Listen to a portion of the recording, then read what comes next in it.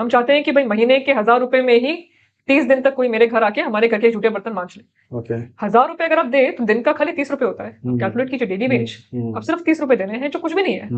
अब ऑटो से एक जगह से दूसरी जगह जाइए, वो भी 30 रुपए नहीं है, उसका भी रेट बढ़ गया है। तो आपके सालाना 160 से 170 दिन की छुट्टी आपको मिल रही है जी। और आपके घर जो काम करने आते हैं उनको आप 20-30 दिन की भी छुट्टी देने में इतना सोचते हैं। गाड़ी ले लेंगे या सेकंड हैंड दुपट्टा भी ले लेंगे, पर कोई इंटीमेट गारमेंट है जैसे कि फ्रॉक है, ड्रेस है, वो नहीं लेंगे। तो ऐसा नहीं है कि भाई गरीब आदमी है तो कुछ भी इनको बेच देंगे। तो उसमें क्वालिटी कंट्रोल होता है कि अगर ये कपड़ा फटा हुआ है, इस पे स्टेन है या इस पे दाग लगा हुआ है तो फिर ये नहीं जाएगा।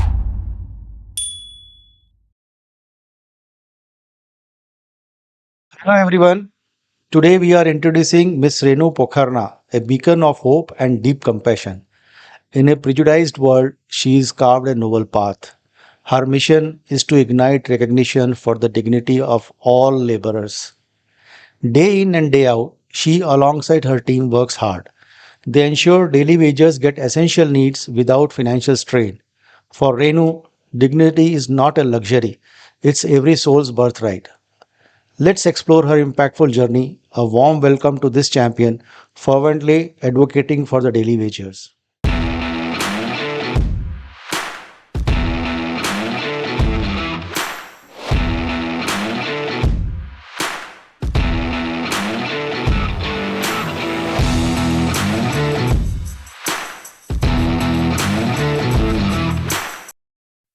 Hello viewers.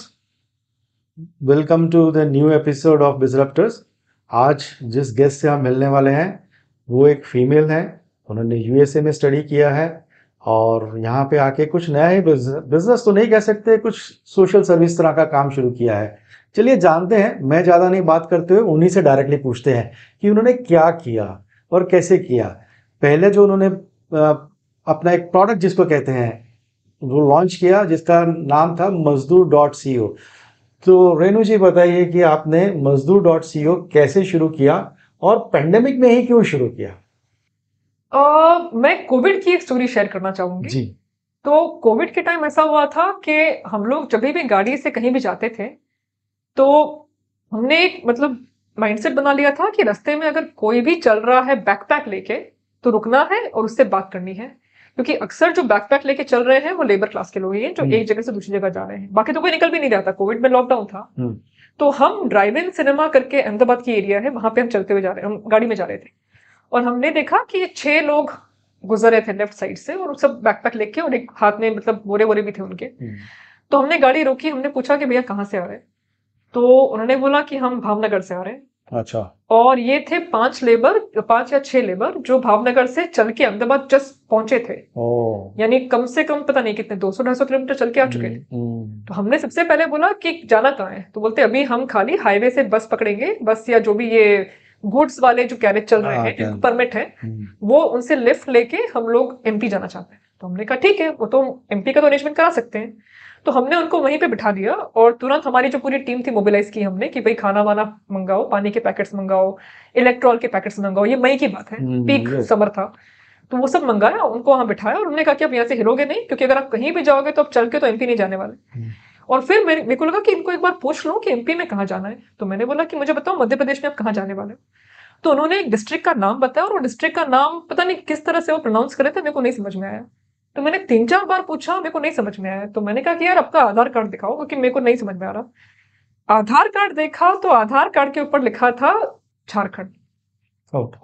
और तब मैंने कहा कि यार आपको तो झारखंड जाना है तो एमपी क्यों जा रहे हो। तो उन्होंने बताया और मुझे नाम भी याद है, उसमें से 18 साल का लड़का था, उसका नाम शिशुपाल, आज भी कभी कभी फोन करता है। अच्छा।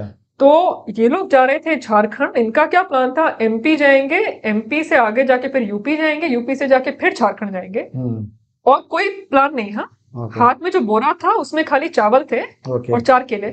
तो मैंने भी पूछा कि आप खाना कैसे खाते हैं, तो बताया उन्होंने कि रास्ते में रुक रुक के वो लोग आग लगाते हैं, पानी गर्म करते हैं, चावल खाते हैं, सब्जी मिल गई तो ठीक, नहीं तो खाली चावल। तो हमने तो कहा झारखंड ऐसे तो आपको मतलब पता नहीं क्या सोच के आप निकल गए हो, 250 किलोमीटर चल भी चुके हो। तो फिर हमने उनको वहां बिठाया, तुरंत 4 वॉलंटियर्स को बुलाया, बोला कि भाई कैश, अभी के भी कैश चाहिए कि बस अरेंज करानी है। और उनपे निगरानी रखी कि भाई चले ना चाहिए लोग कहीं, क्योंकि इसमें क्या होता है लेबर का भी पेशेंस बहुत कम हो गया था, किस पे भरोसा करे किस पे नहीं करे, घर जाने की जल्दी है।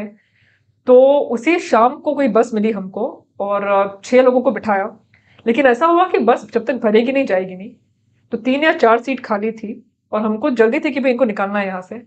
तो मुझे याद है हमने वो 3-4 सीट के एक्स्ट्रा पैसे भरे अच्छा। और उसी रात को उन्हें झारखंड पहुंचाया। और इसमें ऐसा नहीं कि बहुत आसान है, बस से जाने में भी 4 या 5 दिन लगते हैं। उसमें परमिट निकलवानी पड़ती है Correct. आपको, सारे हेल्थ सर्टिफिकेट हर निकलवाने स्टेट पड़ते की हैं। परमिट है। तो वो सब करा के आई थिंक 5 दिन बाद उनके फोन आए मुझे गांव से वापस कि मैडम हम अब पहुंच चुके हैं, गांव के जस्ट बाहर है, अंदर जाने वाले हैं। तो वो हमको लगा कि यार ये एक्चुअली देखा जाए तो ये लेबर की कहानी है इंडिया में, कि हम लेबर को पूरे साल ही ऐसे ट्रीट करते हैं। तो कोविड के टाइम तो उनको यही हाल होने वाला कि कुछ अता पता नहीं है। तो वो मतलब देख के मेरे को वो एक्सपीरियंस मैं कभी नहीं भूल पाऊंगी। उनके फोटोज भी आज भी हैं मेरे पास, नंबर भी आज भी हैं, उनके व्हाट्सएप मैसेज आते हैं, वॉइस नोट आते हैं, काफी बार वो टाइप तो नहीं कर पाते हैं जी। तो उनको मैं स्टोर करके रखती हूँ। कभी कभी रियलिटी चेक चाहिए होता है तो सुन लेते हैं वो मैसेजेस। तो that was the birth of मजदूर. ओके, तो इसमें एग्जैक्टली आप करते क्या हैं? तो देखिए हमारा इसमें भी थोड़ा सा शुरू में हम सोचने लगे कि क्या क्या कर सकते हैं। तो लेबर क्लास में क्या है, एक्टिविज्म अभी काफी होता है और काफी सारा आप देखें तो यूनियनाइजेशन पे काम होता है। But we also realise that is from the labour perspective, from the demand side perspective, from supply side perspective. But अगर आप डिमांड पर्सपेक्टिव से देखिए कि जो ऑर्डिनरी सिटी के सिटीजन्स हैं उनका जो लेबर के साथ एंगेजमेंट है वो बहुत कम है। तो हम क्या करते हैं, हम उन्हें खाली एक प्रोफेशन की तरह ट्रीट करते हैं और हमें नाम तक नहीं देते हैं। अच्छा। तो जो घर में जैसे अगर आयरन कर रहा है अपने कपड़े तो उसको हम आयरन वाला बुलाएंगे। जो कचरा लेने आते हैं उसे हम कचरा वाला बुलाते हैं। जो काम घर में करने आती है उसको काम वाली बाई बुलाते हैं। तो हम इनको एज अ प्रोफेशन ट्रीट करते हैं, हम इन्हें नाम तक नहीं देते हैं। So we thought that we need to start from sensitizing people in cities who use labor every day but don't even recognize them, don't even acknowledge their presence. अब मॉल को देखिए, मॉल में बड़ी बड़ी दुकानें होती है, फॉरएवर 21 का शोरूम है या जारा का शोरूम है। हर शोरूम में एक एक पीस का कॉस्ट कितना होगा, 1500-2000 से शुरू होता होगा। और जो बाहर वहां पे जो सिक्योरिटी गार्ड खड़ा है उसकी सैलरी होगी कुछ 8-10 हजार। सो हम जब जाते हैं मॉल में, we shop worth 10-12,000 of clothing. हम अंदर जाते हैं, शॉप करते हैं, बाहर आते हैं, हम ये तक नहीं देखते कि भाई गार्ड खड़ा है, should be at least thank him, उसने दरवाजा खोला हमारे लिए। हम आंख से आंख तक नहीं मिलाते हैं। सो वी रियलाइज दैट ये जो छोटी सी चीजें हैं जिससे लेबर डिग्निफाई होता है, जब तक हम उनकी डिग्निटी पे नहीं काम करेंगे तब तक हम उनकी वेजेस नहीं बढ़ा सकते। क्योंकि हम उनको सोचते ही हैं कि ये भाई ये डिग्निफाइड काम है ही नहीं, तो हम उनको वेज देते ही नहीं, इसलिए कि भाई चलो 8-10 हजार में ही काम करवा देते हैं। जबकि बाहर 12 घंटे एज अ सिक्योरिटी गार्ड खड़ा होना आसान काम नहीं है। सही है। और कोई भी इनमें से काम आसान नहीं है। आप कोई भी इनफॉर्मल सेक्टर का काम देखिए, it's a very difficult job. पर हम उसकी डिफिकल्टी समझते नहीं है, हेंस हम उसको वैल्यू नहीं करते। और क्योंकि हम वैल्यू नहीं करते, हम उसके लिए सैलरी देना नहीं चाहते। हम चाहते हैं कि भाई महीने के 1000 रुपए में ही 30 दिन तक कोई मेरे घर आके हमारे घर के जूठे बर्तन मांज ले। 1000 रुपए अगर आप दे तो दिन का खाली 30 रुपए होता है। कैलकुलेट कीजिए डेली वेज, अब सिर्फ 30 रुपए देने हैं, जो कुछ भी नहीं है। आप ऑटो से एक जगह से दूसरी जगह जाइए, वो भी 30 रुपए नहीं है, उसका भी रेट बढ़ गया है। So to increase those wages we wanted to conduct sensitisation campaigns. And हमने क्या किया, हमने सोशल मीडिया यूज करना शुरू किया। क्योंकि social media today everybody uses WhatsApp, everybody uses Instagram, Facebook. तो हमने कंटेंट क्रिएट करना शुरू किया। रील्स है, मीम्स है, कॉमिक स्ट्रिप्स है। तो हमने इंटर्नशिप शुरू की, फेलोशिप शुरू की। वी स्टार्टेड हायरिंग स्टूडेंट्स जिनका डिजाइन बैकग्राउंड है। और ये कंटेंट से हम लोगों को सेंसिटाइज करने लगे। तो जैसे अगर हमने इस तरह की रील्स बनाई कि कोई महिला है जो पहले सब्जी वाले के पास जाती है, और जो टिपिकल सब्जी वाले के साथ हम करते हैं कि भाई अगर 30 रुपए किलो का कहते हैं कि चलो 50 में 2 किलो दे दो, तो वो ऐसा करती है। और फिर हम दिखाते हैं कि वही महिला अच्छे कपड़े पहन के स्टारबक्स में जाती है, और स्टारबक्स में वो कहती है कि भैया आप मेरी कॉफी में दूध मत डालो, शक्कर भी मत डालो, पानी भी कम डालो, और 300 रुपए की कॉफी 250 में दे दो। तो वो नेगोशिएट करती है। और ये बड़ा फनी सिनेरियो है क्योंकि हम नहीं करते हैं, हमें लगता है कि स्टेटस कम हो जाएगा। लेकिन जो गरीब आदमी है, जो हेल्पलेस है, उसको हम और एक्सप्लॉइट करते हैं कि भाई चल तू 60 रुपए नहीं तो 50 ही ले, तेरा 10 रुपए मैं रख लूंगी, पर कॉफी में 300 रुपए की पीऊंगी। सो इस तरह के हम कॉन्ट्रास्ट दिखाते हैं हमारे वीडियोस में। And that sort of gets people to think differently. तो जैसे आपने ये स्टार्ट किया तो क्या क्या चैलेंजेस आपको आए? सो बिहेवियर चेंज बहुत डिफिकल्ट प्रोसेस है, आज भी बहुत डिफिकल्ट बहुत डिफिकल्ट किसी भी तरह का बिहेवियर। Correct. जैसे अगर मैं डिसाइड करूं कि मुझे कल से रोज जिम जाना है, नहीं जा पाऊंगी, बहुत टाइम लगेगा।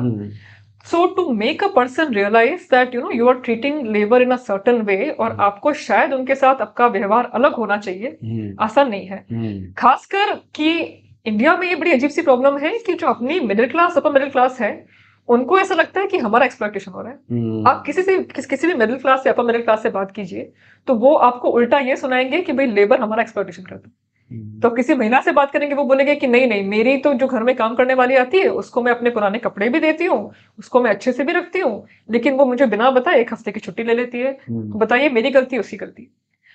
तो ये पॉइंट उनको समझाना कि भाई वो 1 हफ्ते की छुट्टी इसलिए लेती है क्योंकि साल में आप उसको कितनी छुट्टी देते हो टोटल। और आप ये कॉन्ट्रास्ट कीजिए आपके रेगुलर जॉब से। आपके रेगुलर जॉब में क्या होता है, आपको वीकेंड ऑफ मिलता है, यानी हफ्ते के 2 दिन। अगर आप उसका टोटल करेंगे तो साल के कितने 104 दिन होंगे, 52 संडे 52 सैटरडे, 104 दिन ये हुए। उसके ऊपर आप ऐड कीजिए आपकी फेस्टिवल की छुट्टी, इंडिया में तो फेस्टिवल भी बहुत होते हैं, हर महीने आपका कुछ ना कुछ हो ही रहा है। उस पर आप ऐड कीजिए कैजुअल लीव, उस पर आप ऐड कीजिए मेडिकल लीव। तो आपके सालाना 160 से 170 दिन की छुट्टी आपको मिल रही है जी। और आपके घर जो काम करने आते हैं उनको आप 20-30 दिन की भी छुट्टी देने में इतना सोचते हैं। तो वो कॉन्ट्रास्ट हम समझ नहीं पाते हैं। और ये सेंसिटाइजेशन हमारे लिए सबसे बड़ा चैलेंज है कि जब हम लोगों को बताते भी हैं कि भाई आपका जो सिक्योरिटी गार्ड है उनको भी थोड़ा रिस्पेक्ट दीजिए, तो लोग वो समझना नहीं चाहते हैं। तो आई थिंक वो हमारे लिए एक लंबा रोड मैप है, मतलब 10-20 साल का काम है कि थोड़ा सा ज्यादा ही मे भी ज्यादा कि लोगों को वो बिहेवियर चेंज करने में, वो एक्नॉलेज करने में कि भाई शायद हमारी भी गलती है इसमें। तो वो बहुत लंबा प्रोसेस है। तो आई थिंक पेशेंस बहुत चाहिए इसके लिए, वो एक अच्छा। चैलेंज है हमारे लिए। अच्छा, ये बताइए कि आप यंगर जनरेशन को कैसे सेंसिटाइज करते हैं? कोई थियोरेटिकल क्लासेस करते हैं या क्या कोई उनको practical experiences are there required to pass through, किसी प्रैक्टिकल एक्सपीरियंस के थ्रू करते हैं, कैसे करते हैं? सो ये मेरी जैसे उम्र वाले तो अब वो एक ढर्रे में आ गए हैं, चेंज करना मतलब ये फिक्स माइंडसेट है कि हम चेंज नहीं होते, बट यस, लेकिन आप अगर हम स्टार्ट करें थे यंगर जनरेशन से तो हम क्या करते हैं, हम 4 या 6 हफ्ते के फेलोशिप्स, इंटर्नशिप्स रन करते हैं। अच्छा। और उसमें हम बच्चों को अलग अलग प्रोसेसेस के थ्रू ये एक्सपीरियंस दिलवाते हैं। तो जैसे हमने 6 वीक की एक लेबर फेलोशिप रखी, तो उसमें हम क्या करते हैं कि बच्चों को बोलेंगे कि चलो आप आज के दिन आपको हम कचरे मतलब कहीं लेके जाएंगे, उनको खूब सारा कचरा दिखाएंगे और बोलेंगे कि बिना ग्लव्स इस्तेमाल करे आप ये कचरा अलग करो। यानी आपके हाथ में गंदगी लगेगी, कांच अगर आया टूटा हुआ तो कांच भी लग सकता है। तो उससे उनको पहले आइडिया होना चाहिए कि हम जब कचरा फेंकते हैं तो हम ये नहीं सोचते कि जो उठाने वाला कचरा है वो मिक्स कचरा हम फेंक रहे हैं। पहला एक्सपीरियंस ये हुआ। फिर हम उनको बताते हैं कि चलो सिक्योरिटी गार्ड आपको लगता है कि रोज खड़ा होता है, अनस्किल जॉब है, कुछ करना ही नहीं, खाली बाहर खड़े होना है 12 घंटे। तो मई या जून में इंटर्नशिप जब होती है वो 45 डिग्री की धूप है, अब बाहर खड़े रहो, खाली 2 घंटे खड़े रहो, कुछ नहीं करना। तो 2 घंटे में आपको पता चल जाएगा वो काम कितना मुश्किल होता है, खाली खड़े रहना। 12 घंटे तो आप मतलब सोच भी नहीं सकते। तो इससे उनको क्या धीरे धीरे रियलाइज होता है कि अच्छा ये काम आसान नहीं है, जिसको हम सोचते हैं कि वो लेबर में डिग्निटी नहीं है या कैसा काम हो रहा है, वो आसान नहीं है। फिर हम उनको उनके घर लेके जाते हैं कि भाई इनको आप समझते हैं कि खाली आपके घर आते हैं काम करते हैं, ऐसा नहीं है, इनकी भी लाइफ होती है। इनके भी घर में बच्चे होते हैं, वाइफ होती है, उनको भी बाहर जाने की इच्छा होती है, उनको भी इच्छा होती है घर में फ्रिज हो। कोविड के टाइम जैसे सबसे बड़ी प्रॉब्लम थी कि हम सब क्या करते थे, दूध फ्रिज सब्जियां खरीद के फ्रिज में रख दी कि 10 दिन तक लॉकडाउन है तो चलो फ्रिज में रख लिया। गरीब के घर तो फ्रिज ही नहीं होता, उसको तो सब्जी लेने रोज निकलना ही पड़े बाहर, वो क्या करेगा फ्रिज नहीं हो तो। इस तरह के छोटे छोटे हम एक्सपीरियंसेस उनको देते हैं जिससे उनको थोड़ा आइडिया हो कि भाई लेबर क्लास का क्या स्ट्रगल है। तो मजदूर.co में आप तो काफी सारे और एजेंसीज के साथ भी वर्क करते होंगे। हाँ, तो इसमें ऐसा हुआ कि एक्चुअली हम लोगों का, बिकॉज हम लोग बिल्कुल नए हैं इस सेक्टर में, हमें शुरुआत करके 2 साल ही हुए हैं, 3 साल हुए हैं अब। तो और लेबर राइट्स का मेरा बैकग्राउंड था नहीं, मैंने तो पब्लिक पॉलिसी की पढ़ाई की है। अच्छा। तो जब हमने शुरू भी किया काम तब हमको था कि भी जानना है इसके बारे में और क्या होता है। तो एक्चुअली इसमें क्या है कि जो ऑर्गेनाइजेशंस काम करती हैं उनकी वेबसाइट से सोशल मीडिया प्रेजेंस बहुत कम है, तो आपको पता भी नहीं चलेगा कि लेबर राइट्स पे इतना काम हो रहा है। क्योंकि आजकल का क्या ट्रेंड है कि मैंने एक पेड़ लगाया लेकिन मैं उसका फोटो 10 दिन तक पोस्ट करती रहूंगी, तो लोगों को लगेगा कितना काम किया मैंने। पर जो पहले की ऑर्गेनाइजेशन जो काम करती थी वो काम इतना करते हैं पर सोशल मीडिया पे पता ही नहीं चलता है। जी। तो हमने ऐसी बहुत सारी ऑर्गेनाइजेशंस ढूंढी और हमको लगा कि इनका काम हमें सीखना भी है और उनके साथ हमें जुड़ना भी है। तो एक जैसे CLRA करके एक संस्था है, और हमारा जो काम है वो अर्बन में ज्यादा है, रूरल में तो हमको कुछ पता ही नहीं है। तो CLRA जो काम करता है वो रूरल लेबर के साथ बहुत काम करता है। ओके। और सिंपल चीजें जैसे अगर चाय सबको पसंद है, कॉफी सबको पसंद है, और चाय कॉफी हम चीनी के बिना पीते नहीं है अक्सर, लेकिन जो चीनी बनती है, चीनी बनने के प्रोसेस में पहले गन्ना करता है, और जब गन्ना करता है, गन्ना पूरे साउथ गुजरात में करता है, महाराष्ट्र में करता है, यूपी में करता है। गन्ना जब करता है उसकी जो रेट होती है टन पे उसको पे किया जाता है। अगर आपने 1 टन गन्ना काटा तो आपको कुछ 250-300 रुपए मिलेंगे। लेकिन जो कंडीशंस में लेबर काम करता है वो बहुत खराब है। पर चूंकि हम शहर में रहते हैं, हम देखते भी नहीं कि कहाँ क्या हो रहा है। सही है। या अगर आपने जैसे कॉटन का शर्ट पहना है या मैंने कॉटन की ड्रेस पहनी है, अब ये जो कॉटन उगता है, उगने से लेके इसकी जिनिंग होती है, इसकी डाइंग होती है, इसकी स्टिचिंग होती है, फिर ये मार्केट में आता है। वो पूरा जो वैल्यू चेन है उसमें क्या लेबर काम करता है, क्या उनके साथ होता है, ये जो बातें हैं ये बाहर आती नहीं है।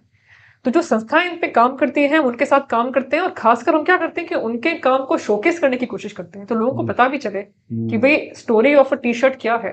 टी-शर्ट आज पहन रहे हो 100 रुपए का, तो इसकी कहानी क्या है। तो ऐसी काफी संस्थाएं हैं जिनके साथ हम काम करते हैं, और जरूरी भी है करना, क्योंकि सब कुछ इंटरलिंक्ड है अल्टीमेटली। ठीक है, तो आप बताइए Mazdoor.co का फ्यूचर क्या है?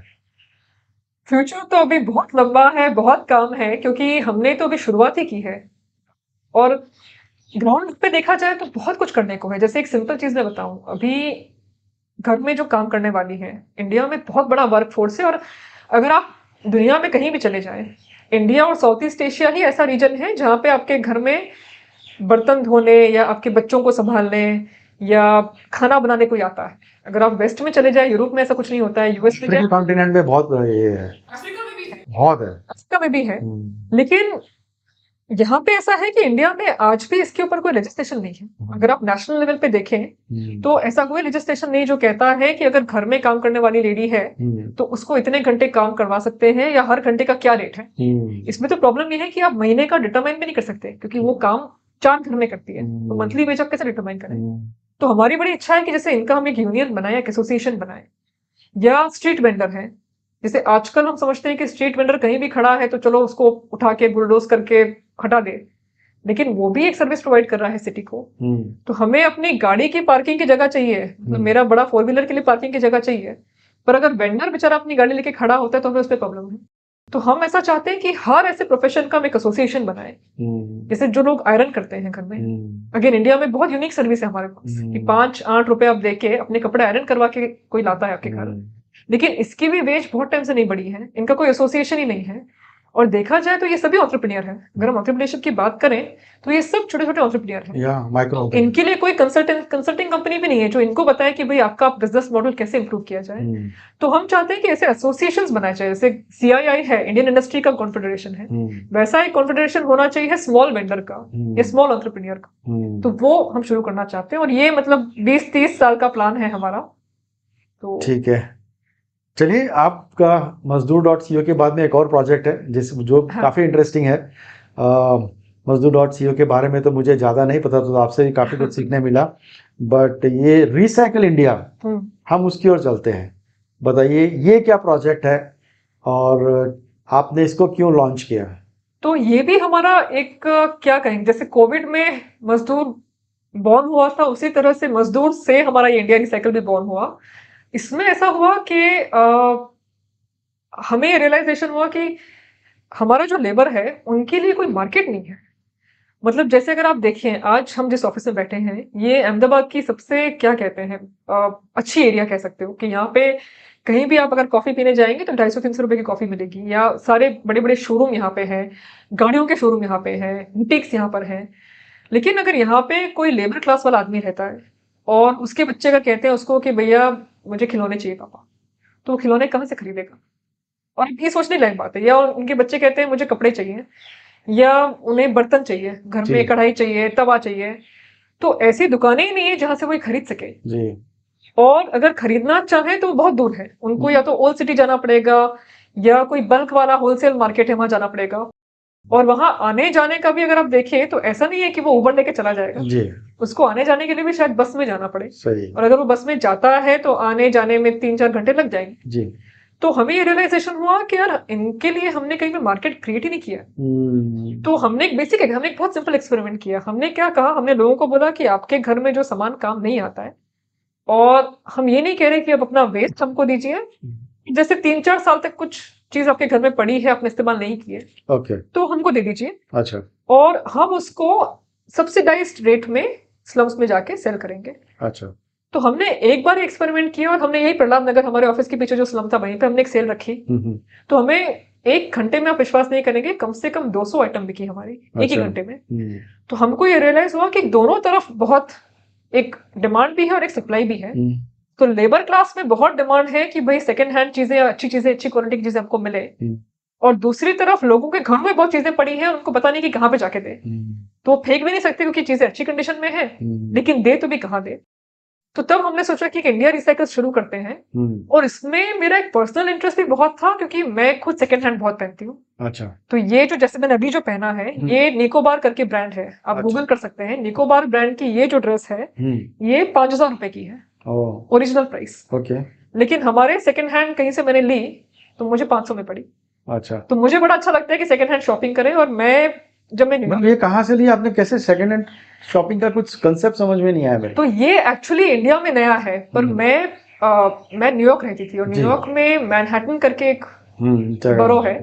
तो मैनहट्टन में क्या है कि लोग बड़े फैशनेबल होते हैं, आपको भी इच्छा होती है कि भाई अच्छे कपड़े पहने आप, बट मैं स्टूडेंट थी तो मैं अफोर्ड तो कर नहीं सकती थी। तो वहां पे बहुत सारे ऐसी दुकानें होती थी जहां पे सेकंड हैंड कपड़े आराम से मिलते हैं, और सही तो वहां से मैं शॉपिंग करती थी। और फिर जब मैं अफ्रीका कुछ टाइम रही, वहां भी ऐसे मार्केट बहुत थे। युगांडा में जैसे सेकंड हैंड मार्केट बहुत बड़ा है। तो वहां क्या होता है कि यूरोप और यूएस में जो अच्छे पहने हुए, कंडीशन अच्छी होती वो है, आते जूते हैं। कपड़े आते हैं, आप 300-400 रुपए में खरीद सकते हैं। लेकिन जब मैं इंडिया आई तो मुझे ऐसा लगा कि इंडिया में लोग, अगर आपने सेकंड हैंड पहना है तो आपको थोड़ा सा ऐसे देखते हैं कि भाई कुछ किसी का गंदा पहना हुआ ले लिया, तो थोड़ा जजमेंट आता है, उनको कंफर्टेबल नहीं लगता है कि कोई सेकंड हैंड शायद पहन वो रहा है। नहीं होता, पर हमारी अपनी सोच ही ऐसी है, इसलिए हम बाय नहीं करते सेकंड हैंड। मतलब दैट इज हम फैमिली करते आप हैं, फिर नहीं जैसे फॉर एग्जांपल अगर मैंने ये पहनी है तो आपको पता भी नहीं चलेगा ये सेकंड हैंड शर्ट है, हो सकता है। लेकिन ये मेरा अपनी सोच है कि मैं सेकंड हैंड तो नहीं पहनूंगा, ऐसा होता है। आई थिंक इंडिया में ये बड़ा चलता है। तो मुझे ऐसा लगता है उसमें पता नहीं, शायद कहीं पे कास्ट का भी रोल हो सकता है, क्योंकि जैसे अपने ऐसा नहीं सेकंड हैंड नहीं पहनते, मेरी बहन का मैं पहन लूंगी, मेरे मासी की बेटी का मैं पहन कजिन्स का पहन लेंगे। कजिन्स का पहन लूंगी, लेकिन किसी का बाहर से आया है तो कुछ अजीब सा लगता है कि भाई किसी का पसीना दूसरा है, ये पता नहीं जो पहना होगा वो कौन होगा या कई बार लोग बोलते हैं कि जादू टोना करके दे दिया होगा। हाँ, ये भी कहते हैं, काफी बार ऐसा होता है मैंने कि भाई, ओमान में ही बड़ा सुना है, दे वोंट एक्सेप्ट एनीथिंग। ये मैंने भी सुना है, ये हमको किसी ने बोला था। तो जब मैं क्या करती थी उस समय, मैं अपने घर में ऐसे मीटअप्स ऑर्गेनाइज करती थी, जिसमें मैं अपनी फ्रेंड्स को बोलती थी कि भाई आप जो नहीं पहनते हो, या आपके पास कुछ शूज पड़े हैं, मेकअप पड़ा है, एक्सेसरीज पड़ी है, आप यूज नहीं करते हो, तो अपने मिलते हैं, 20-30 आइटम्स लेके आएंगे, और जिसको जो चाहिए एक्सचेंज कर सकते हैं। अच्छा तो उस एक्सचेंज में से बहुत सारा सामान निकलता था। उसमें भी क्या होता था कि वो एक फेमिलियरिटी थी कि आप फ्रेंड्स को जानते हैं, तो आपको पता है कि इसका पहना हुआ है तो मैं ले सकती हूँ। लेकिन हमको ऐसा था कि इसको एक्सपैंड करना है, और इसको नॉर्मल आदमी तक ले जाके बताना है कि भाई सेकंड हैंड पहनना इज ओके, इट्स ओके, ऐसी कोई खराब बात नहीं है। तो उस हिसाब से हमने ये शुरू किया कि भाई थ्रिफ्टिंग जो नया वर्ड आजकल तो ट्रेंड कर रहा है, वैसे आजकल की जो यंग जनरेशन है, जो काफी कॉन्शियस है, उनको थ्रिफ्टिंग में प्रॉब्लम नहीं है। तो थैंकफुली अभी ये कॉन्सेप्ट हम इजीली इम्प्लीमेंट कर पा रहे हैं। बट कंसेप्ट है अभी भी, हाँ, इंडिया में अभी भी ये कंसेप्ट ही है, इट इज नॉट एस्टैब्लिश नहीं हो रहा। सो यंग लोग लेते हैं, लेकिन जैसे 40 के ऊपर हैं, वो थोड़ा सा अभी भी हेजिटेशन है। और वो लोग क्या करेंगे, जैसे सेकंड हैंड गाड़ी ले लेंगे, या सेकंड हैंड दुपट्टा भी ले लेंगे, पर कोई इंटीमेट गारमेंट है, जैसे कि फ्रॉक है, ड्रेस है, वो नहीं लेंगे, दुपट्टा ले लेंगे। क्योंकि दुपट्टा क्या होता है, आपने टाइट से नहीं पहना है, आपने थोड़ा ऐसे पहना है। या किताबें ले लेंगे, सेकंड हैंड बुक्स लेने में प्रॉब्लम नहीं है। हाँ, वो तो बट आई थिंक गारमेंट्स में थोड़ा सा अभी भी है हेजिटेशन कि भाई किसी का पहना हुआ पहने के नहीं। धीरे धीरे मुझे लगता है भाई 20-30 साल लगेंगे, फिर लोग थोड़े कंफर्टेबल हो जाएंगे कि भाई एनवायरमेंट फ्रेंडली है, कर सकते हैं ऐसा। आई थिंक ये थोड़ा जल्दी एक्सपांड होगा। आपका मजदूर डॉट सी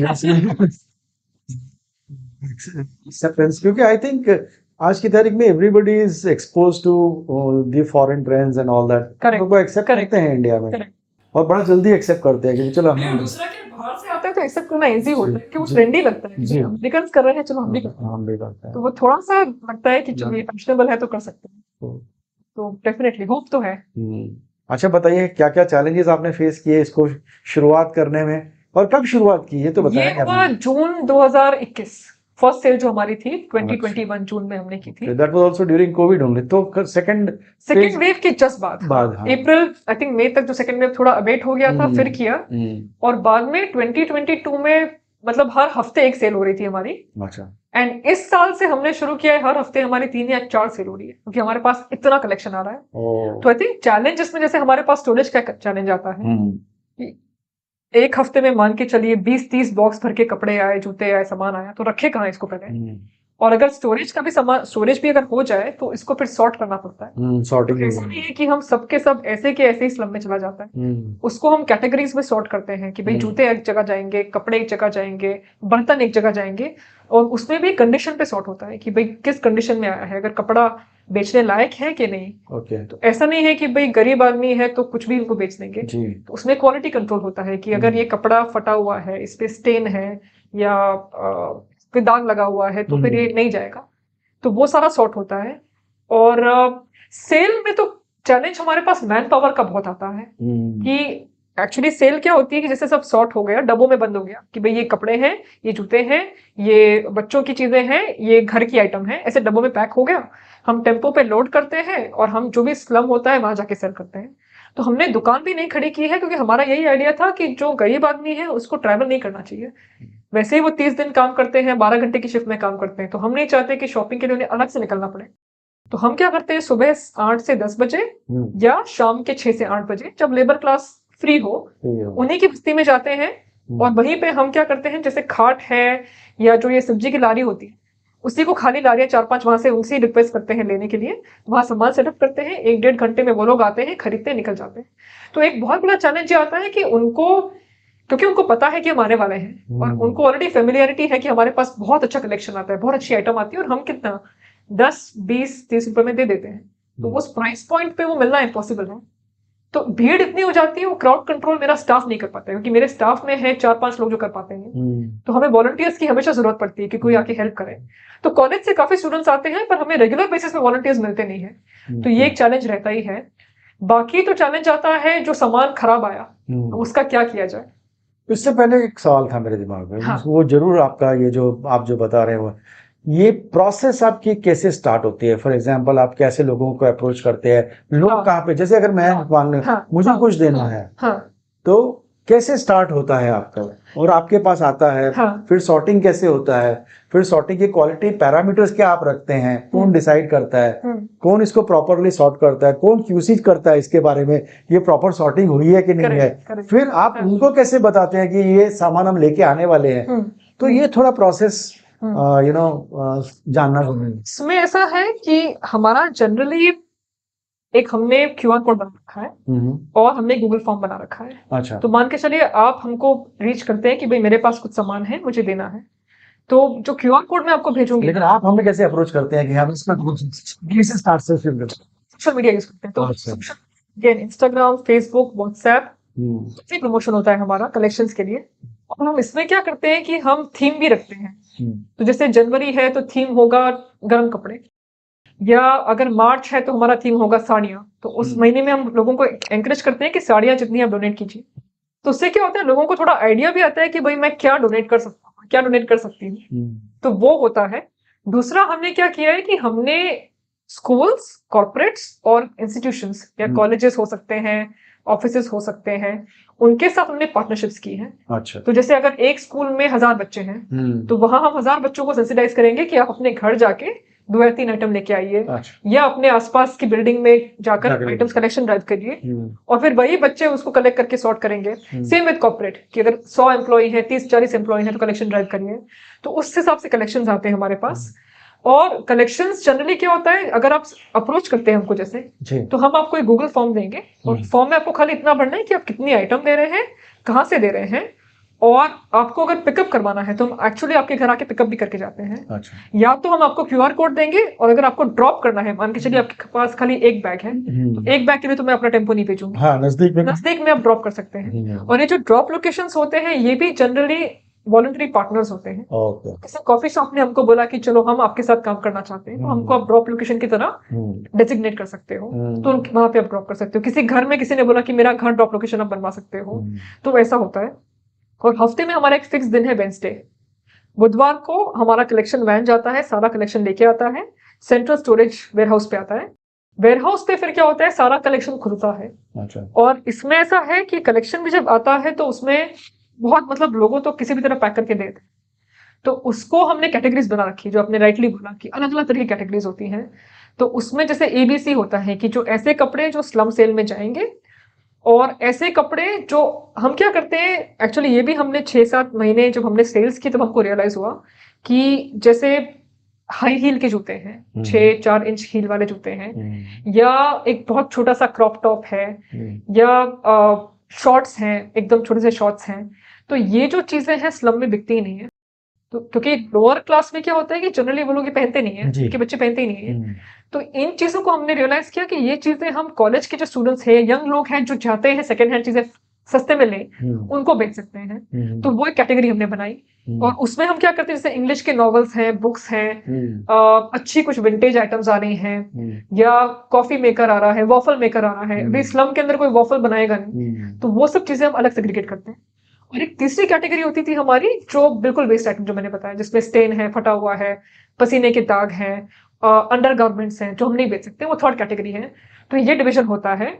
और जो स्लम में सेल के लिए जाता है उसमें भी अलग अलग डिवीजन होता है। तो उसमें ऐसा नहीं कि हम एक पूरा पाइल बना के ले जाते हैं। बच्चों के कपड़े अलग होते हैं, महिलाओं के कपड़े अलग होते हैं, मेन के शर्ट्स पैंट्स अलग होते हैं। वो सारी कैटेगरीज होती है, वो बॉक्सेस में जाता है, उनको लेबल किया जाता है, फिर वो सेल में जाता है। तो फिर उसी समय आप डिसाइड करते हैं भाई इसकी प्राइस ये होगी, इसकी प्राइस ये। पहले वो डिवाइड होता है और प्राइसिंग का और एक दिन होता है, फिर नेक्स्ट डे बैठ के एक एक पे लेबल होता है। अच्छा। तो उसमें क्या होता है कि अगर मैं बिना प्राइस की अगर आइटम भेज दूं मार्केट में, तो क्या होगा कि मान के चलो मैंने आपको बोला कि 20 रुपए का है और कोई और एम्प्लॉय आके बोल दिया 30 रुपए का है, हाँ, तो वो झगड़ा हो जाएगा वहां पे। तो हम हर आइटम के ऊपर लेबल करते हैं। और प्राइस जनरली ऐसा होता है कि स्लम में हमने रखा है कि भाई 10 से 100 के ऊपर नहीं जाएगा प्राइस, अच्छा, कैसा भी आइटम हो। अगर कोई इलेक्ट्रॉनिक आइटम है, जैसे मिक्सर ग्राइंडर आया जिसका प्राइस 3-4 हजार है मार्केट में, तो भले ही उसका 250-300 रुपए चार्ज करेंगे हम, पर जनरली छोटे मोटे आइटम का प्राइस ज्यादा नहीं होता है। इसमें ऐसा भी है कि कई कई स्लम्स अलग, इसमें ऐसा नहीं कि सारे गरीब एक तरह से होते हैं, ये भी एक मिसकंसेप्शन है। तो काफी स्लम ऐसे होते हैं जहां पे जैसे गवर्नमेंट जो एक रूम के घर देती है लोगों को, वहां जो लोग रहते हैं उनके पास गाड़ियां भी होती है, किसी किसी के पास घर में AC भी होता है, केबल टीवी भी होता है, तो उनके लिए हमारा प्राइस थोड़ा ज्यादा होता है। लेकिन अगर इनफॉर्मल बस्ती है, जैसे कंस्ट्रक्शन साइट है जहां पे घर छपरे के घर हैं, उसके ऊपर टारपोलिन लगा हुआ है, तो वहां प्राइस और भी कम होता है। तो इस तरह से प्राइसिंग होती है। जो आइटम्स हम middle class upper middle class को बेचते हैं, वो जनरली हम आइटम का जो ओरिजिनल प्राइस है उसके 50% या 30 to 50% उसके ऊपर बेचते हैं। अच्छा, गुड। चलिए हम काम वापस आते हैं चैलेंजेस वाले मोड में, जहाँ पे आपको वॉलंटियर्स चाहिए थे जैसे आपने बताया। और सेकंड थिंग, वॉलंटियर्स का एक चैलेंज आता है, वेस्ट मैनेजमेंट का चैलेंज आता है डेफिनेटली। तो काफी आइटम्स का तो हम कुछ कुछ प्रोसेस करके अपसाइकल कर देते हैं, बट जूते हैं जैसे, अगर जूते खराब कंडीशन में आए तो उसको अपसाइकल करना बहुत मुश्किल है, उसका आप कुछ नया प्रोडक्ट नहीं बना सकते। इलेक्ट्रॉनिक वेस्ट आता है, तो अभी तो हम जैसे कबाड़ी वाले जो होते हैं उनके साथ हमारा B2B कनेक्शन है। अच्छा। तो हमारे 5 डेजिग्नेटेड हैं कबाड़ी वाले जो लेके जाते हैं हर मंथ, उनको दे देते हैं। पर हमें ऐसा लगता है कि उनका भी अगर हम कुछ रिपर्स पाए तो बहुत अच्छा होगा, वो एक चैलेंज है। दूसरा है कि हमको एक्सपैंड करने की बड़ी इच्छा है, क्योंकि हमें ऐसा लगता है कि अहमदाबाद अभी हमारी प्रेजेंस बहुत कम जगह पे, अहमदाबाद है, बड़ौदा है, भुज है, अच्छा, लेकिन गांधीनगर है, 4 सिटीज हैं। लेकिन आप सोचिए कि अहमदाबाद में हमारे पास इतना कलेक्शन आता है, तो दूसरे शहर, बड़े जो शहर है बॉम्बे, दिल्ली, जहाँ पे जनरल कंजम्पशन होता है, वहां तो कितना पोटेंशियल होगा। करेक्ट। तो ये भी एक चैलेंज है कि अगर हम एक्सपैंड करने जाए तो किस तरह से एक्सपैंड करें। क्या हमें लोकल पार्टनर के साथ काम करना चाहिए, क्या हमें अगर लोकल पार्टनर के साथ फ्रेंचाइजी मॉडल करें तो उसमें से हमें कुछ लेना चाहिए कट, कि हम सेल करते हैं तो हमारे पास रेवेन्यू भी आता है थोड़ा बहुत। तो इस तरह के एक्सपेंशन वाले चैलेंजेस हैं, किसे कैसे फैलाएं दूसरी जगहों पर। तो ये इंडिया रिसाइकल जो है, ये एक बिजनेस मॉडल है या ये सिर्फ एक मिशन है? ये आपने अच्छा क्वेश्चन पूछा। तो हमने एक्चुअली शुरुआत तो एक क्या बोलते हैं मिशन या नॉन प्रॉफिट की तरह से की थी, बट अभी हमारा भी ऐसा एक डिबेट चलता है इंटरनली टीम में कि क्या हम इसे एक फॉर प्रॉफिट कंपनी की तरह रजिस्टर कर सकते हैं कि नहीं। क्योंकि इसमें जैसे कि इसमें क्या है कि एक गेम होता है, एक बिजनेस होता है जहां पे आप एक हाई वॉल्यूम प्रोडक्ट बेचें, जैसे कि आपने एक ही प्रोडक्ट बेचा जो 5-6 हजार का है, और एक बिजनेस ऐसा होता है कि आप 20 आइटम बेचो बेचो 100-100 रुपए की। तो हमारा जो मॉडल है वो छोटा वाला है कि हम 100 आइटम बेचते हैं 10 रुपए की, 20 रुपए की। जैसे ये सिग्नल्स पे वो लोग खड़े होके बेचते होते हैं, 50 रुपए की आइटम होती है पर काफी सारी आइटम होती है। हाँ, तो इसमें ऐसा है कि वॉल्यूम अगर बढ़ती है तो रेवेन्यू का पॉसिबिलिटी है, प्रॉफिट की भी पॉसिबिलिटी है। और हमको ऐसा लगता है कि अगर हम इसे बिजनेस की तरह रन करें तो पॉसिबल है कि हम एम्प्लॉयमेंट भी ज्यादा जनरेट कर पाए। पर इसमें चैलेंज ये है कि द मोमेंट आप इसको बिजनेस बना दो ना, तो लोगों की गुडविल शायद नहीं रहेगी। तो लोग जैसे अभी क्या होते हैं, डोनेशन फ्री में आते हैं।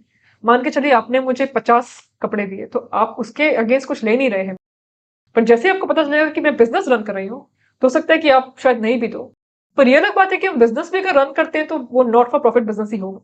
जैसे अभी हमारे पास जितना भी रेवेन्यू आता है वो सब के सब वापस हम सिस्टम में ही डालते हैं। लॉ कर देते तो हैं। जैसे टेम्पो का खर्चा आता है, स्टोरेज का खर्चा आता है, वॉलंटियर्स को अगर हम खाने ले जाएं उसका खर्चा आता है, काफी बार हम कपड़े वॉश भी करते हैं, आयरन भी करवाते हैं, उसका खर्चा आता है। और जो बचता है वो भी जनरली कम्युनिटी में वापस जाता है। तो हम क्योंकि लेबर के साथ काम करते हैं तो काफी बार उनके भी चैलेंजेस होते हैं, किसी के बच्चे की स्कूल फी नहीं कोई पे कर पा रहा, किसी को कुछ सर्जरी करानी है, पैसे नहीं है, तो जो हमारे पास सरप्लस आता है जनरली कम्युनिटी में ही जाता है। तो हम इसको एक ब्लेंडेड मॉडल की तरह बनाना चाहते हैं कि भाई एक बिजनेस की तरह रन करें, प्रोफेशनली रन भी होगा, लेकिन एक सोशल कॉज पे ही हम काम करें इन द लॉन्ग। तो अच्छा ये बताइए कि एनवायरनमेंट को कैसे हेल्पफुल होगा और जो वर्कर्स हैं उनको कैसे ये सपोर्ट करेगा? तो इसमें ऐसा है कि देखिए आप, मुझे एग्जैक्ट फिगर्स तो याद नहीं है, पर एक नया गारमेंट जब बनता है ना, भले ही वो जीन्स हो या शर्ट हो, जीन्स तो वैसे बहुत पानी खर्चा होता है उसके ऊपर, पर एक नया कॉटन को उगाने से लेके प्रोसेसिंग तक कम से कम कहते हैं 5 से 10 हजार लीटर पानी जाता है एक नए गारमेंट के ऊपर। तो जब आप फर्स्ट हैंड मार्केट से खरीद रहे हैं तो बेसिकली वो नया गारमेंट बनने में बहुत पानी खर्च हुआ है। लेकिन आप सेकेंड हैंड खरीदते हैं तो आप ऑलरेडी एनवायरमेंट को हेल्प कर रहे हैं by not buying that new garment. And अगर आप देखें तो textile waste after I think cars या स्मोक जो कहते हैं, व्हीकुलर पोल्यूशन जो कहते हैं, व्हीकुलर पोल्यूशन के बाद one of the biggest polluter is actually textiles. अच्छा। तो टेक्सटाइल इंडस्ट्री में जो एफ्लुएंस जाते हैं बहुत पोल्यूशन होता है उससे। और आप अगर देखिए आज हम जितने कपड़े प्रोड्यूस करते हैं 20-30 साल पहले नहीं थे इतने। अगर आप आपके पेरेंट्स या आपके ग्रैंड पेरेंट्स की जनरेशन आप देखें तो उनके पास ऐसा वार्डरोब नहीं था कि जिसमें 50 आइटम पड़े हैं, 10 कपड़े पहनते थे। तो प्रोडक्शन इतना हो चुका है लेकिन वो कहीं जाता ही नहीं है। तो अभी क्या होता है, जनरली लोग फेंक देते हैं, लैंडफिल में जाता है। आप पर्टिकुलरली यूएस यूरोप देखें तो कितने ही गारमेंट्स लैंडफिल में जाते हैं। तो इनको सेकेंड हैंड मार्केट क्रिएट करने से क्या होता है, एक तो पहले आप लैंडफिल में चीजें नहीं भेज रहे हो तो वो जमीन में नहीं जा रहा है, दूसरा आप नए प्रोडक्शन को रोक रहे हो, आप लोगों को एंकरेज कर रहे हो कि भाई पहला हुआ ही पहन लो तो नया बनाने की जरूरत नहीं पड़ेगी। तो इससे तो एनवायरमेंट में बहुत फायदा होता है और हमारा तो जीरो बेस एंटरप्राइज है।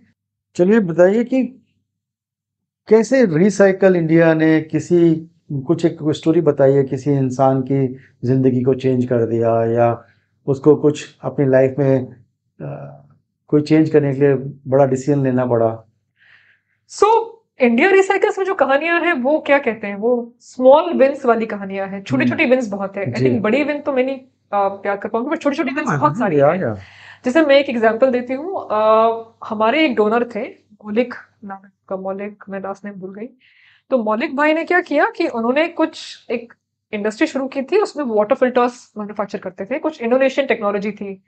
तो वो नॉन इलेक्ट्रिकल वाटर फिल्टर था और I think original market price उसकी 3-4 हजार रुपए होगी। ग्रेविटी फिल्टर जिसको कहते हैं।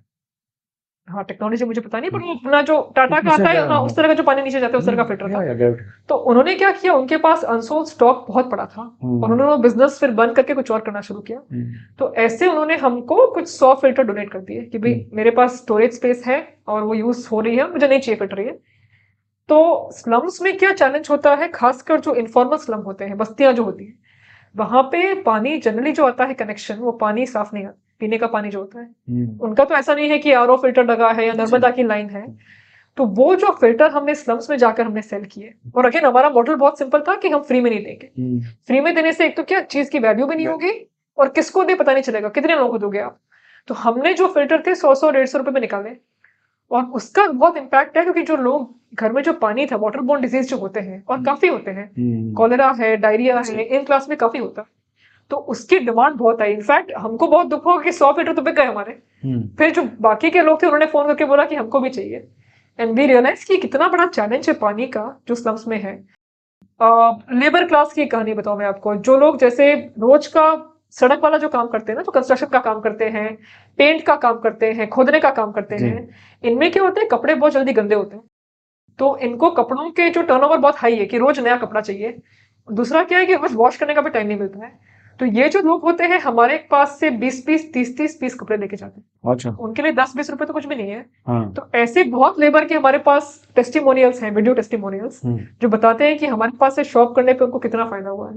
ओके। इस तरह की कहानियां बहुत हैं हमारे पास। तो ऐसी भी कहानी आपके पास आई होगी जहाँ पे इनमें आप मतलब इन लेबर क्लास में भी काफी उनके अंदर एंटरप्रेन्योर ज़ील होती है। हाँ, तो आपसे 30 में लेके आगे 50 में बेच दिया। बिल्कुल, एब्सोल्युटली एब्सोल्युटली। तो ये आपको पता होगा, आजकल ये भी अपने क्या बोलते हैं सोसाइटीज में हमने वो माई गेट लगा दिया है और इतनी सिक्योरिटी लगा दी, तो अब कम होता है। बट 20 साल पहले 30 साल पहले जब मैं छोटी थी, तो मेरे घर में वो लेडीज आती थी अपने सिर पे बर्तन लिए हुए और कपड़ों बैलेंस करते हुए कि भाई एक बर्तन के अगेंस्ट 20 कपड़े वो वजन करके लेते थे।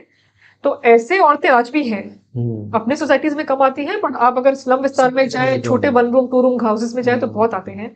तो ये लोग हमसे बल्क में परचेज करते हैं, और उनको पहले मेरे उनको शर्म आती थी बताने में कि हम रीसेल कर रहे हैं, उनको लगा हमको खराब लगेगा। और होता क्या था कि स्लम के दूसरे लोग आके हमको बोलते थे कि बेन ये आपसे ले रहे हैं और हम पण ये लोग को नहीं पची बेची देसे। हाँ। गुजराती में से कहते थे हम। तो हमने कहा कि यार और अच्छा है, हमारे पास तो इतना बल्क आता है, अगर वो जी। लेके जाए तो हमको तो और खुशी हो रही है कि हम पूरा एक नेटवर्क खड़ा कर रहे हैं। तो हमने एक्टिवली कोशिश भी की है अभी कि ऐसे अहमदाबाद में जितनी फैमिलीज हैं उनको अगर हम इन्वॉल्व कर सकें और उनको हम एक बल्क रेट पे दे सकें, क्योंकि उनका भी एंटरप्रेन्योरशिप चल सकता है। तो डिफरेंट ऐसे काफी सारे कपड़े आपके पास आते होंगे जो जैसे आपने बताया फटे होते हैं। हाँ। तो या पुराने होते हैं काफी सारे जो यूज नहीं हो सकते या रीसेल नहीं हो सकते, तो उनका आप क्या करते हैं? तो ये अगेन पहले जब शुरू किया 2021 में, तो जो फर्स्ट ईयर हमारा था उसमें तो ऑनेस्टली हम कुछ नहीं करते थे, पड़े रहते थे, हम फेंकते नहीं थे। पर हमको इतना था नहीं, क्योंकि मेरी भी जो एक्सपर्टीज है वो इसमें है नहीं। मेरी एक्सपर्टीज तो मतलब पब्लिक पॉलिसी, लेबर राइट्स, तो हम रखते थे, हमको लगता था करें क्या इनका। और फिर हमने एक डिजाइनर हायर किया हमारी टीम में, तो उन्होंने ऐसा आइडिया दिया कि इन सारे कपड़ों को हम एक साइकिल करके कुछ दूसरी आइटम्स बना सकते हैं। अच्छा। और हमने क्या किया, एमएस यूनिवर्सिटी बड़ौदा के साथ कुछ बच्चे थे, कुछ 30-40 बच्चे थे डिजाइन फाइन आर्ट्स के, तो उनके साथ हमने इंटर्नशिप की। और उन बच्चों ने क्या किया कि हमारी जो स्लम्स में जो विमेन थी जहां हम सेल करते हैं, उन्हीं में से उन्होंने सर्वे करके ऐसी विमेन को आइडेंटिफाई किया जिन्हें बेसिक स्टिचिंग की स्किल्स आती है, एम्ब्रॉयडरी की स्किल्स आती हैं। तो हमने बड़ौदा में और अहमदाबाद में ऐसे 4 क्लस्टर खड़े किए। और ये जो 4 क्लस्टर हैं वो अलग अलग, मतलब एक क्लस्टर में 10 से 20 विमेन होती हैं, और ये क्या करते हैं, जो फटे पुराने कपड़े होते हैं उनसे नई चीजें बनाते हैं। तो एक तो खास चीजें बनाते हैं जो हम गुजरात में इन्हें गोदड़ी कहते हैं। गोदड़ी, हाँ। आपको शायद पता होगा, गोदड़ी क्या होता है कि 2 पुरानी साड़ियां होती है, साड़ी के बीच में आप पुराने कपड़े स्टिच कर दो उन्हीं के साथ, उनको ज्वाइन करो और उससे एक मैट्रेस या एक गद्दा या ब्लैंकेट जैसा बन जाता है। अच्छा, तो पुराने कपड़े और खासकर अंडरगारमेंट्स में काम आता है, क्योंकि अंडरगारमेंट तो आप क्या करोगे इसका, तो वो एकदम बीच में स्टिच हो जाते हैं। और इसको हम क्या करते हैं कि जब अभी विंटर आएगा तो काफी सारे कॉर्पोरेट्स को ये ब्लैंकेट की ड्राइव करनी होती है कि हम ब्लैंकेट्स बांटना चाहते हैं, तो हम उनसे टैग करके बोलते हैं कि भाई आप हमारी ब्लैंकेट्स खरीदो, वो पुराने कपड़ों से बनी है। दूसरा हमने शुरू किया, और अगर आप परमिशन दे तो मैं दिखाना चाहूंगी कुछ आइटम्स हमारे पास। हमारी परमिशन की जरूरत ही नहीं है, the stage is all yours. ये जैसे हैं, इस तरह के हमने आइटम्स बनाने शुरू किए। ये स्टफ्ड एनिमल है जैसे। अच्छा। तो ये जो है पुराने कपड़े का बना है, किसी का पजामा होगा, किसी का कुर्ता होगा, पता नहीं हमको। ओके। सिमिलरली ये जो बैग बना है अगेन पुराने फैब्रिक से बना है। अच्छा। और हमारा इसमें यूनिक चीज ये है कि हम लोगों को बोलते हैं कि जैसे अगर आपको ये जैकेट पसंद है, ये क्या पैचवर्क का बना है, अलग अलग कपड़ों से ज्वाइन करके बना है, वाह। लेकिन इसमें यही चीज है कि ये प्रोडक्ट इतना यूनिक है कि अगर आप मुझे बोलोगे कि रेनू जी मुझे दूसरा जैकेट चाहिए नहीं मिलेगा। तो नहीं मिलेगा, Obviously. क्योंकि ये पुराने कपड़े से बना है। तो हम्म, जब तक मेरे पास ये कपड़ा आएगा नहीं, कुछ बन नहीं सकता। तो वो खाली है कि भाई यूनिक टैगलाइन है। पर हमने ऐसे काफी सारे प्रोडक्ट्स क्या क्या प्रोडक्ट्स बना लेते हैं? जैसे एक तो ये हो गया, खिलौने हो गए, स्टफ टॉयज हो गया, ऐसे 3-4 एनिमल है। इनफैक्ट हमने एनिमल्स भी ऐसे ही चुने जो जनरली मिलते नहीं है। तो मेंढक है, क्या क्या? हम डायनासोर भी बनाते हैं, मेरे पास है नहीं अभी, कोई बात पर मैं आपको दिखा सकती हूँ। ये फूल बनाया है। नहीं। अच्छा। इस तरह का एक फैब्रिक का वॉलेट बनाया है, ये हम्म, पूरा फैब्रिक से बना हुआ है, वाह। इजी, मतलब लाइट वेट। गरबा आ रहा है, हम इस तरह की ज्वेलरी काफी बनाते हैं। अच्छा, वेरी नाइस। हेयर पिन्स हैं, इस तरह की आइटम्स हैं। अच्छा। तो Nice. इसे मतलब कुछ कुछ तो मैं सैंपल आई ना। हाँ। हाँ, इसे 20 से 25 प्रोडक्ट रेंज है। हाँ। और जनरली हम डिजाइन इंस्टीट्यूट्स के साथ ये करते हैं, इंटर्नशिप्स के थ्रू। तो वो लोग डिजाइन करते हैं, विमेन बनाती है, और जो विमेन बनाती है उनको हम कॉस्ट प्राइस देते हैं, तो उनका भी एक लाइवलीहुड हो जाता है। और इससे क्या होता है कि एटलीस्ट हमारा क्लोथ वेस्ट तो पूरा रिसाइकल हो जाता है। ठीक तो है। ये एक हमने एंटरप्राइज, और इसमें हमारा प्रॉफिट भी बनता है, तो रेवेन्यू भी आता है इससे। ओके तो ये आइटम्स जो है वो जनरली हम एक इको फ्रेंडली की तरह से सेल करते हैं, ओके। तो लोगों को काफी पसंद तो आता है आप कि अपने भाई। प्रोडक्ट्स को कुछ ब्रांडिंग वगैरह भी करते हैं या नहीं? तो इनको हमने रिवाइव करके नाम दिया है। क्या अभी दिया है? रिवाइव। रिवाइव। रिवाइव। अच्छा। पर ये अभी एक चैलेंज है हमारे पास कि उसको क्या हम अलग से उसकी वेबसाइट बनाएं, अलग से उसको प्रमोट करें, कि उसको इंडिया रिसाइकल्स के अंडर प्रमोट करें। या एक और सवाल तो- इसी के था कि क्या आप ये सारे प्रोडक्ट्स ऑनलाइन ई कॉमर्स में भी तो- प्लान कर रहे हैं? प्लान तो कर रहे हैं, पर शायद आप हमको इस पे कंसल्टेंसी दे सकते हैं कि हम इनको कैसे प्रमोट करें, क्योंकि हमारा वो ब्रांडिंग का बड़ा चैलेंज है कि इसकी अलग से बनाए एक रिवाइव ब्रांड के इंडिया रिसाइकल्स के अंदर प्रमोट करें। पर इच्छा तो है, अच्छा। क्योंकि डिमांड है इसकी। जब भी हम सेल करते हैं इनको, तो कस्टमर्स मतलब एक ही बार में स्टॉक खत्म हो जाता है मेरे पास। ठीक है। एक बड़ा ही क्या बोलते हैं, सेंसिटिव सवाल है। जब आपकी टीम इंटरनली बैठती होगी तो कुछ एक पॉइंट पे ये डिस्कस करते होंगे ना कि मतलब लोग बाग ये चीज नहीं समझते, वो क्या चीज नहीं समझते? नहीं समझते यानी? मतलब आपस में बैठ के आप डिस्कस करते हैं ना, हाँ। पता नहीं यार ये लोग बाग नहीं समझते, वो देना ही नहीं चाहते कपड़ा, या देते हैं तो हमारे पे एहसान करते हैं। ये तो मैंने फिल इन द गैप खुद से करा है। आपके पास काफी सारे ऐसी चीजें आती होंगी जो आई थिंक ऑडियंस को अगर ये पता चले तो इसमें ऐसा होता है कभी कभी कि लोग हमको फोन करके बोलते हैं कि और अच्छे घर के, ठीक है, मतलब बड़ा 5 रूम का मकान है, 2 गाड़ियां हैं घर में, और वो बोलेंगे कि मेरे पास मेरी शादी का जोड़ा पड़ा है और शादी के 3-4 आइटम पड़े हैं, आपके थ्रू हम बेच सकते हैं क्या? तो हम बोलते हैं कि उसमें भी आपको मतलब 5-6 हजार में क्या ही हो जाएगा। तो वो काफी बार हमको ये कॉल आते हैं कि आपके थ्रू हम बेचना चाहते हैं, और हमारा मॉडल बहुत क्लियर है कि भाई हम मिडिल मैन बन के आपका सामान हम नहीं बेचने वाले। आप डोनेशन दो, हम लेंगे, हम उसका जो भी आता है उसको यूज करेंगे। तो ये होता है कि काफी लोग मतलब लेट गो नहीं करना चाहते, लोग चीज पकड़ के रखना चाहते हैं, या उसमें से थोड़ा बहुत भी वो प्रॉफिट मिल जाए। हाँ, और वो छोटा मोटा पैसा मुझे लगता है कि इसको क्या ही कर लोगे आप, 3-4 हजार रुपए, इतना ये तो OLX से बेच दो। पर वो थोड़ा सा होता है काफी बार कि वो छोटी सी सोच आती है कि लोगों को वहां भी थोड़ा सा अटैचमेंट है, या पता नहीं पैसा चाहिए उसमें से। तो वो हम एंटरटेन करते ही नहीं। हमारा बड़ा क्लियर है कि भाई अगर आपके पास अनसोल्ड स्टॉक भी पड़ा है, आप हमको दे सकते हो, पर उसमें से कोई मार्जिन हम आपको नहीं देने वाले। अच्छा। वो होता है काफी बार। ओके। बाकी तो ये बड़ा मजा आता है हमारे साथ कि हम बार्गेन करते हैं ना हमेशा। जब हम जाते हैं सब्जी लेने तो हम बार्गेन करते हैं, हम जाते हैं लॉ गार्डन तो हम बार्गेन करते हैं कि भाई ब्लाउज का 1000 है, 500 में दे दो। तो जब हम मार्केट लगाते हैं इन्हीं लोगों के लिए, तो वो हमसे बार्गेन करते हैं। और आप जब दूसरी साइड पे हो ना, तब आपको समझ में आएगा कि कितना गुस्सा आता है जब कोई आपको बार बार बार्गेन करे। और करते हैं वो लोग, जैसे 5 कपड़े उठाएंगे वो और कहेंगे कि इसके अंदर ये दाग है, इसमें ये है, तो 20 का भी 10 कर दो। तब हमें बड़ा गुस्सा है कि यार 20 का 10 कैसे करें, पर तब ये रियलाइज होता है कि यार यही चीज हम उनको रोज करते हैं। तो आज के आप दूसरी साइड पे आप एक्सपीरियंस कर सकते हो कि बार्गेनिंग करता है सामने वाला तो कितना इरिटेशन होता है। तो ये बड़ा इंटरेस्टिंग एक्सपीरियंस होता है, हमारे वॉलंटियर्स को होता है, हमारे स्टाफ को भी होता है। अच्छा। तो वो एक चीज है। अच्छा, तो मीटिंग्स में क्या कुछ अच्छा निकल के आता है? मीटिंग्स में अरे पहले तो ये होता है कि हमें काफी आइटम्स ऐसी आते हैं जो हमें लेने की इच्छा हो जाती है। ये होता है काफी बार, जैसे किसी ने कभी जारा के बहुत अच्छे कपड़े दे दिए, तो मीटिंग में पहले ही डिस्कशन होता है कि भाई अगर इसमें से हम इंटरनल खरीद सकते हैं कि नहीं। तो हमने पॉलिसी भी रखी है स्टाफ की कि हर महीने में स्टाफ चाहे तो 2 से 3 आइटम ले सकता है, हम सब्सिडाइज रेट पे देंगे पर खरीद सकता है। तो वो बात होती है। हम अलग अलग लोकेशंस की डिस्कशन करते हैं, किस लोकेशन पे क्या अच्छा बिकता है, क्योंकि हर लोकेशन भी अलग होती है। जैसे अगर आप रामदेव नगर जाएंगे, ये एक मतलब क्या बोलते हैं, राजस्थानी माइग्रेंट की बस्ती है। अब रामदेव नगर के अंदर आप अगर साड़ियां लेके जाओ तो नहीं बिकेगी, वहां पे लोग लहंगा पहनते हैं कि राजस्थान से माइग्रेंट है। या आप अगर वटवा जाओ तो वटवा में मुस्लिम कम्युनिटीज बहुत है, वहां पर कुर्ते बिकते हैं। जी। तो हम ये डिस्कस करते हैं कि भाई कौन सी कम्युनिटी में क्या बेचना चाहिए, तो वो क्या प्रोडक्ट तो कस्टमाइजेशन। आपके पास तो काफी सारे थिंक टैंक्स होंगे जो बैठे बैठे ये काम। अरे स्ट्रगल है वो रोज का, क्योंकि इसमें क्या स्टोरेज भी अलग तरह से करनी पड़ती है। तो वटवा का स्टोरेज अलग होता है, पूरा का पूरा कुर्ते जितने आते हैं अलग जाते इतना हैं। बड़ा वेयर हाउस है आपका? है नहीं, पर वो जुगाड़ करके बनाना पड़ता है। पर हाँ, स्पेस की जरूरत है। अगर कोई स्पेस देना चाहे हमको तो स्पेस की हमेशा हमेशा जरूरत होती है, जरूर। अलग अलग आइटम रखने के लिए। तो वो डिस्कशन चलता रहता है हमारा। और कभी ऐसा भी होता है कि बढ़िया से बड़ी अच्छी सी प्रोडक्ट है और वो बिकती नहीं है? हाँ, अभी किसी ने घर खाली किया, एक अमेरिकन प्रोफेसर थे, यही अहमदाबाद यूनिवर्सिटी में पढ़ाते थे। 1 साल रहे यहाँ पर और यहाँ से वो कजाकिस्तान जा रहे हैं पढ़ाने। तो उन्होंने मुझे फोन किया और बोला पूरा घर खाली कर रहा हूँ। और घर में उन्होंने क्या किया था, आइकिया का फर्नीचर लिया था सारा। तो आइकिया का फर्नीचर अगर आप फर्स्ट हैंड देखो, अहमदाबाद में तो शोरूम भी नहीं है, हैदराबाद से आता है। तो टेबल वगैरह 7-7, 8-8 हजार के टेबल हैं। अब वो अच्छे टेबल हमको दे दिए और 1 साल पुराने हैं। तो हमने कहा कि 3 हजार में निकाल देते हैं, मतलब लेस देन 50%।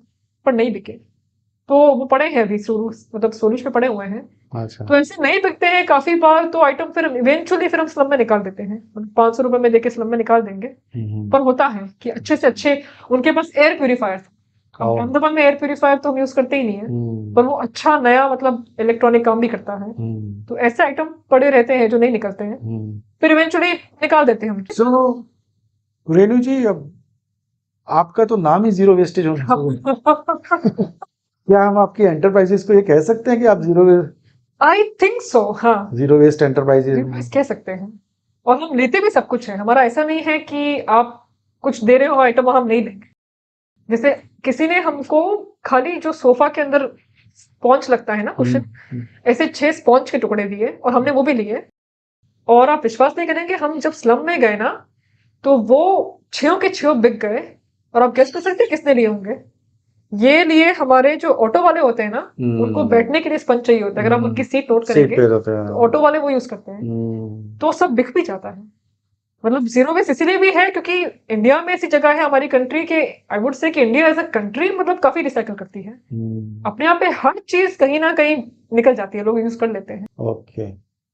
तो क्या अगर हम कुछ वैल्यू वाइज बात करना चाहें तो क्या अचीव करना चाहते हैं आप इंडिया रिसाइकल के लिए? कुछ टर्नओवर वगैरह, आई डोंट नो, मुझे नहीं पता। सो इकोनॉमिक तो नहीं कहूंगी टर्नओवर, पर मेरी बहुत इच्छा है कि हर इंडिया की जो टॉप 10 सिटीज हैं, बॉम्बे, अहमदाबाद, दिल्ली, चेन्नई, जयपुर, मतलब जो टॉप 10 सिटीज है जहाँ पे हाई कंजम्पशन होता है, एटलीस्ट इन सिटीज में इंडिया रिसाइकल जैसे मार्केट होने चाहिए। और वो इनफैक्ट मुझे तो इतना भी नहीं कि इंडिया रिसाइकल ही होना चाहिए, कोई और भी करे तो कोई प्रॉब्लम नहीं है।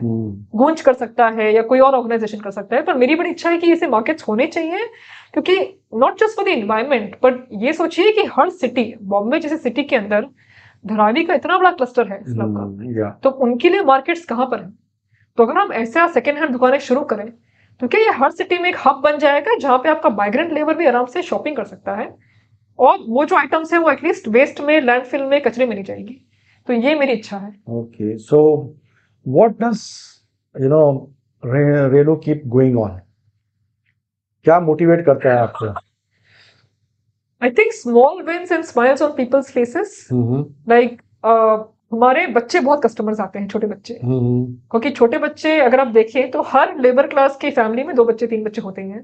तो इन बच्चों को खिलौने मिलते नहीं इजिली, कपड़े मिलते नहीं है। तो हमारे स्लम सेल में छोटे छोटे बच्चे आते हैं, 10-10, 20-20 रुपए के नोट लेके घूमते रहते हैं कि भाई खिलौना मिल जाए उनको। तो जैसे उनको कुछ मिलता है ना, इतने खुश होते हैं, आप देखेंगे उनको और आपको लगेगा कि भाई ये करने लायक चीज है। तो मैं तो लोगों को भी बोलती हूँ कि आप जब कुछ डोनेट करें हमको, तो आप उसी हफ्ते सेल में आके देखिए कि आपकी आइटम का क्या होता है, पूरी मतलब ट्रांसपेरेंसी से होता है। पर जब आप लोगों को देखते हो कितनी खुशी से, और मेरी पहनी हुई चीजें, काफी बार तो मेरी पहने हुए दुपट्टे हैं, कुर्ते हैं जो हम बेचते हैं और कोई लेके बड़े खुशी से जाता है, तो वो देख के जो सेटिस्फेक्शन आता है, वो लगता है कि भाई ये कुछ इम्पैक्ट हो रहा है इसका। एक जनरल क्वेश्चन हमारे ऑडियंस को बड़ा पसंद होता है, जिसको हम स्कूप कहते हैं। Scoop is like success code of ordinary people. इसको ऐसे समझते हैं कि जब एक इंसान यूजुअली तो ऑर्डिनरी होता है, कहीं ना कहीं जाके वो डिसाइड करता है कि यार मुझे ये जिंदगी नहीं चाहिए, मुझे कुछ अलग से करना है, और वो फिर एक्स्ट्रा ऑर्डिनरी की ओर निकल पड़ता है। तब वो अपने मन में कुछ अपने सक्सेस कोड ठान लेता है। तो रेनू का क्या सक्सेस कोड है? अच्छा क्वेश्चन पूछा आपने। तो आई थिंक मैं तो ऐसे क्या बोलते हैं वो जो इंस्टाग्राम पे ऐसे सक्सेस वाले वीडियोस आते हैं एंटरप्रेन्योर्स के, ऐसा तो कोई मेजर कोड नहीं है, पर मैंने, और ये मेरी पर्सनल प्रोफेशनल लाइफ दोनों में ये लागू होता है, मैंने एक चीज सीखी है लाइफ में, there is something called alignment, which is essentially, मान के चलिए मैं आपके ऑफिस आई, बैठी और मुझे चाय पीने की इच्छा हुई और मैंने आपसे चाय मांगी, right, that's me doing what I feel like. So I think generally हम लोग क्या करते हैं, हम सोचते बहुत हैं, कुछ इच्छा हुई करने की हम करते नहीं है। And there is a very good success coach, in fact Mel Robbins करके एक है, उन्होंने बड़ा अच्छा एग्जांपल दिया कि काफी बार हम लोग कॉन्सर्ट में बैठे हुए हैं, कॉन्सर्ट हो रहा है, हम बैठे हैं और आपको उठने की इच्छा हुई डांस करने के लिए, लेकिन आप क्या करते हो, आप 5 सेकंड सोचते हो, उठूं नहीं उठूं, कोई और उठ रहा है, अच्छा उसका वेट करते हैं, अभी उठना चाहिए नहीं उठना चाहिए। वो जो 5 सेकंड हो जाते हैं ना, जब हम नहीं करते जो इच्छा हो रही है, that is where we sort of defeat ourselves. And I think most of us, especially because India में क्या होता है, प्रेशर भी बहुत होता है जी। फैमिली का प्रेशर बहुत होता है, पेरेंट्स क्या सोचेंगे, वाइफ क्या सोचेगी, समाज क्या सोचेगा, ये करना चाहिए नहीं करना चाहिए। तो मेरे को ऐसा लगता है कि आपकी जो सबसे छोटी सी भी डिजायर हो, जो आपको करने की इच्छा हो रही हो, और उसमें क्या है, पास्ट और फ्यूचर को भूल जाओ, इस मोमेंट में आपको क्या करने की इच्छा हो रही है, बिना एनालाइज किए, बिना ओवर थिंक किए, just do that. And I think as you keep doing that, you get into this flow of things where everything works out very beautifully. Okay, चलिए, what do you want to tell the world? आप जो कुछ भी कहना चाहते हैं दिल खोल के कह सकते हैं, और जितना टाइम कहना चाहते हैं उतना टाइम कहिए। Time ले लिया है, but two quick messages I'll give, I think, about both the organizations. So मजदूर की तरफ से मैं ये कहना चाहूंगी कि अगली बार जब आप किसी रेस्टोरेंट जाएं, तो पहले तो प्लीज के जो वेटर आपको सर्व करते हैं अच्छे से बात करिए, आंख में आंख मिलाइए, आपके लिए जो दरवाजा खोलते हैं, जो गार्ड हैं आपके घर के बाहर, उनसे आंख में आंख मिलाइए, उनसे बात कीजिए, पता लगे उनका नाम क्या है, कहाँ से आए हैं, कितने घंटे काम करते हैं, छुट्टी मिलती है कि नहीं मिलती है, गांव कब गए लास्ट, उनकी फैमिली में कौन है, ये पता करिए। आपके घर में जो काम करने वाली आती है, ये सोचिए कि उनको भी शायद संडे ऑफ चाहिए होता होगा, नहीं 30 दिन कोई भी काम नहीं कर सकता है। या ये सोचिए कि आपका घर उनका ऑफिस है, अगर आपके घर में जो काम करने वाली लेडी आती है उसके लिए तो आपका घर ऑफिस है, तो क्या आपका ऑफिस अच्छा है, उसमें उसको बाथरूम यूज करने को मिलता है, उसे पानी मिलता है, उसे बैठने की जगह मिलती है, उसे रिस्पेक्ट मिलता है, ये सोचिए। या आप कहीं से सब्जी लेने जा रहे हैं या कुछ वेंडर से कुछ खरीद रहे हैं, तो नेगोशिएट मत कीजिए। तो आई थिंक ये अगर आप अपने आसपास के लोगों को थोड़ा सा रिस्पेक्ट देना शुरू करेंगे, तो आपको रियलाइज होगा कि भाई ये सबके सबका जॉब है, वो इंपॉर्टेंट है। और ये सिंपल सी चीज है, मैं लोगों को एग्जाम्पल अक्सर देती हूँ कि आप स्टारबक्स जाते हैं, आप जो कॉफी पीते हैं, फ्रैपे लेते हैं या पता नहीं जो भी कैपुचिनो लेते हैं, 300-400 रुपए की कॉफी आती है। 10 दिन तक आपका स्टारबक्स अगर बंद होता है तो आपका शहर बंद नहीं होने वाला, आपका जॉब नहीं बंद, आपकी लाइफ जैसी है वैसी चलती रहेगी। लेकिन अगर 10 दिन तक आपके घर में जो कचरा उठाने वाली लेडी या आदमी आता है वो नहीं आएंगे, तो आपका घर शहर सब बंद होने वाला है। तो अगली बार अगर वो कचरा उठाने आए तो थोड़ा सा अगर रेस्पेक्ट दीजिए, अगर वो पानी मांगे तो पानी दीजिए, ये मत सोचिए कि ग्लास गंदी हो जाएगी या दूसरी ग्लास में देना है। या अगर वो दिवाली का बोनस मांगते हैं तो 300-400 रुपए आप कॉफी के दे रहे हैं, तो इनको थोड़ा सा ज्यादा दे दीजिए, सोच के दीजिए। और दूसरा, मैं इंडिया रिसा की तरफ से ये मैसेज देना चाहूंगी कि आपके घर में कुछ देने को है, अगर कुछ सामान आप यूज नहीं करते तो प्लीज हमें दीजिए। आप अगर हमसे वॉलंटियर करना चाहें, हमारे पास टाइम देना चाहें, तो आई थिंक बिजरप्टर्स वाले आपसे शेयर करेंगे हमारे जितने भी कॉन्टैक्ट्स हैं। लास्टली मैं राजीव जी और उनकी टीम का पूरा धन्यवाद देना चाहूंगी कि बड़ा मजा आया, काफी देर बात की हमने, और पूरा जो ये प्रोसेस रहा पॉडकास्ट रिकॉर्ड करने का भी बड़ा स्मूथ रहा। बड़ी अच्छी चाय भी मैंने यहाँ पे, but more than anything I think ये कॉन्वर्सेशन करने में मुझे बड़ा अच्छा लगा। So thank you so much. My pleasure, thanks a lot for coming. Thank you. Okay, all the very best to you. Thank you.